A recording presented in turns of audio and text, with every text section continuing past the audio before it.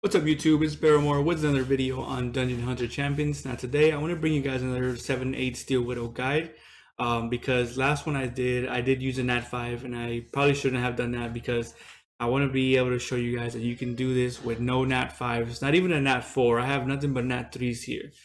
So let me go through the fight and I'll explain to you guys as I'm going through the fight why the units I'm using, why I'm using these units. So the first two units that I want to bring out is that I want to talk about is the two boon girls, Xenia and Cassandra. Now I don't have Cassandra ascended yet, but she will be whenever Fire Day comes around tonight. The reason I use these two is because I have double strip, and it's very important to take off strip from the Steel Widow, or sorry, take off the immunity buff and the shield buff. Because if you don't take off immunity, you can't apply any armor break, you can't apply any ongoing damage, you can't apply anything. So it's definitely important to do that. The shield is not as important, but it is still good to take off because the faster you take off the shield, the faster you can kill the boss. The two DPS units that I'm using are my Light Fairy and my Dark Ranger. They're both 3-star, not 3 stars. The Light Fairy you get from doing missions. From continuing on to the board, I think it's like the second to last tab that you have to do. They give her to you as a Nat 4. Sorry, as a 4-star, but she's actually a Nat 3. So I'm using them to have them on a DPS build. So that's my two DPS. Now the last DPS I'm using is Manas. So he's actually kind of like a hybrid. He's a mage, but he's also very good in support.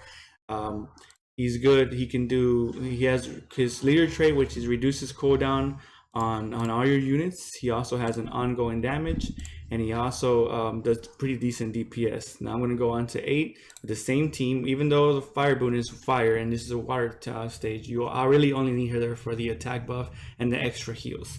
So as you can see, guys, you don't need a Nat 5. You don't even need a Nat 4. At the time of the video that I'm making right now, the ongoing damage and mark is a little bug right now. It's amplifying the ongoing damage by more than it should be. So as you can see, guys, if you can't pull a Snake Lady, if you can't pull a Siege Tower or anybody else that does mark and ongoing damage, you don't need that. You can use something similar to this team, 2 DPS. You can even make it work with 1 boon. But I just like personally having 2 strips, and that's why I use double boon. I like having 2 heals so I can keep my team up and they won't die. And they give you armor break, they give you attack buff, cooldown reduction. So that's why I use this team. So as you can see, guys, even in 7 and 8, I'm using both the same team, and it's doing it pretty good. I like farming 8 more because the invulnerability that she gets, you can still apply any kind of debuff to the boss. You don't need to strip away the vulnerability before the boss.